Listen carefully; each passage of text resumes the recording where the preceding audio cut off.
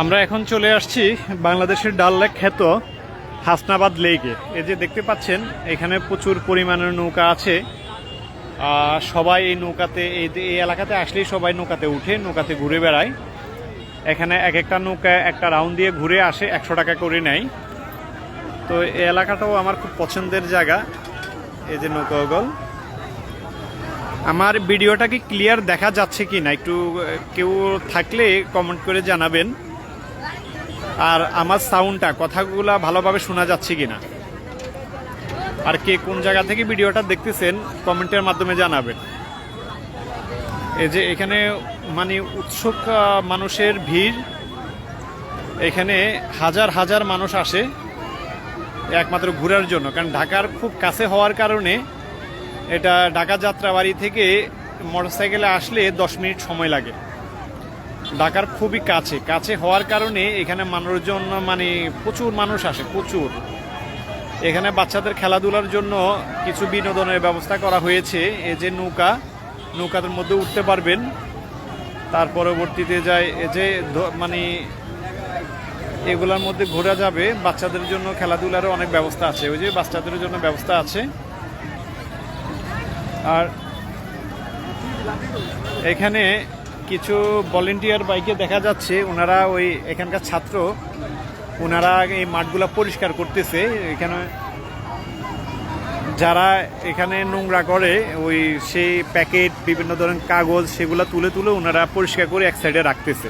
আসলে আমাদের সচেতন হওয়া উচিত। এই যে এই পাশে অনেকগুলা ময়লা আছে, কারণ এইসব মানে আবে তাবে যদি আমরা এগুলা পালাই ফেলে রাখি তাহলে তো দেখতে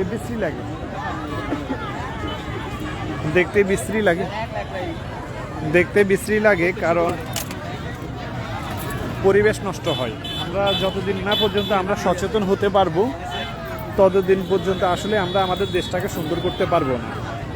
একক প্রচেষ্টা, একজন দুইজনের প্রচেষ্টায়ও কিন্তু এটা কখনো দেশটাকে সুন্দর করা সম্ভব না। সবাই সম্মিলিত প্রচেষ্টায় আসলে আমরা আমাদের দেশটাকে সুন্দর করে গড়ে তুলতে পারবো, আদারওয়াইজ না হলে কোনোভাবেই সম্ভব না। তো কিছু ভাই দেখতেছি ওনারা মাঠ পরিষ্কার করতেছে, আর কিছু সাধারণ জনগণ আছে আরো নোংরা করতেছে। তো এই খেলাটা আমার খুব পছন্দ। আমি এইসব এলাকায় আসলে তখন আমি খেলতে পছন্দ করি এটা। তবে যাক, এখানে আপডেট ভার্সন, এখানে মশারি দিয়ে রাখছে যাতে বস্তলটা দূরে না যায়। দেখি এবার ফেলতে পারে কিনা।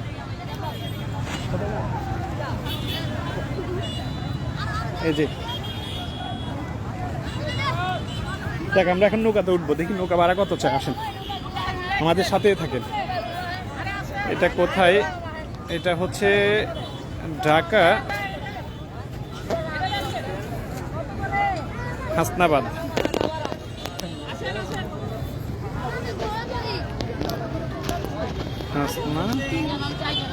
হাসনাবাদ পোস্তগোলা বা কেরানীগঞ্জ লিখে দিই।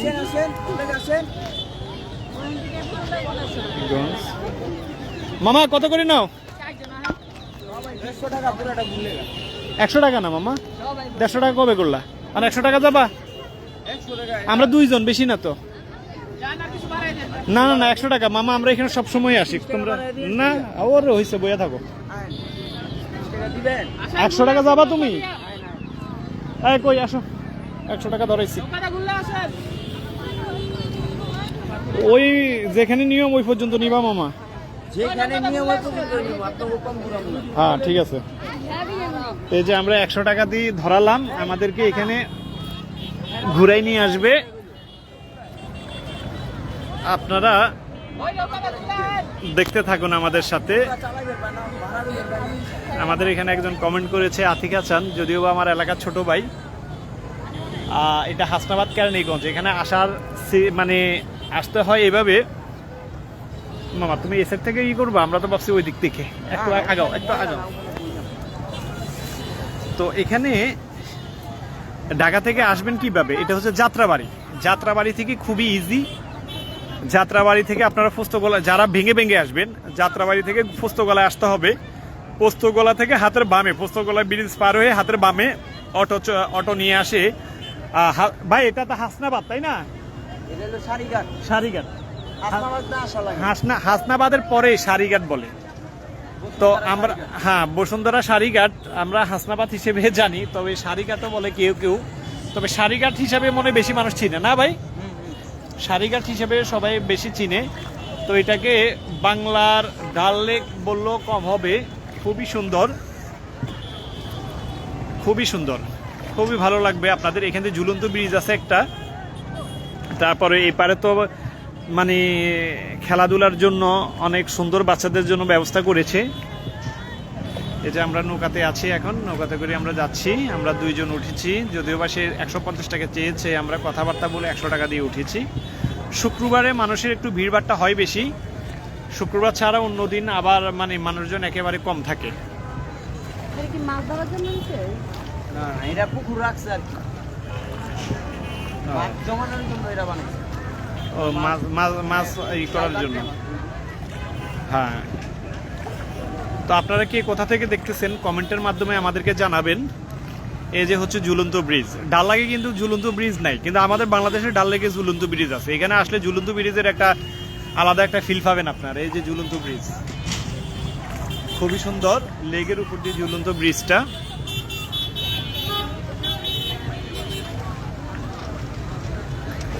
এই যে এখন আমরা ব্রিজের নিচে, এই যে ব্রিজের নিচে আমরা।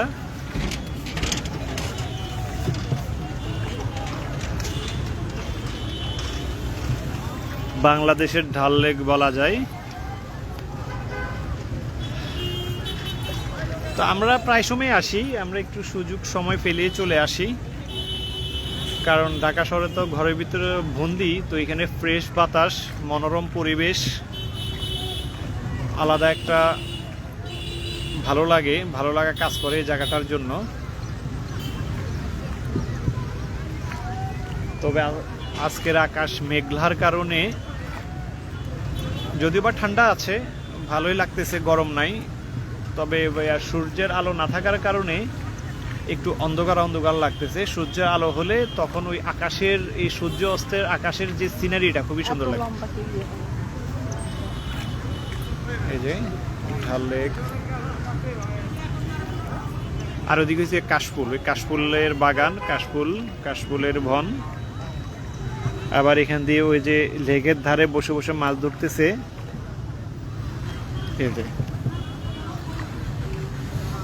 ভিডিওটা কি ক্লিয়ার কিনা আমি জানি না, কমেন্টে জানাতে পারেন।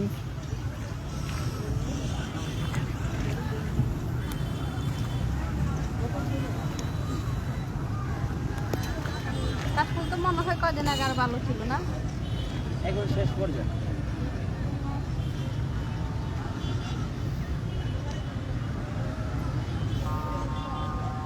পানিও মনে হয় অনেক কমে গেছে না? আগে তো পানি আরো বেশি ছিল। পানি আগে তো অনেক কমছে, কিন্তু এখনো অনেক গভীর।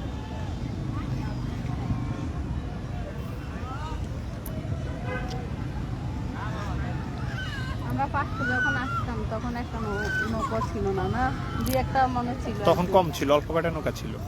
আমরা তো এখানে আসি আজকে অনেক বছর হয়েছে, প্রায় 7-8 বছর হয়েছে না? হ্যাঁ, 7-8 বছর থেকে আমরা এখানে আসি, সময় সুযোগ পেলে আমরা চলে আসি। তো যাক, আজ এই পর্যন্ত, সবাই ভালো থাকবেন, আল্লাহ হাফেজ।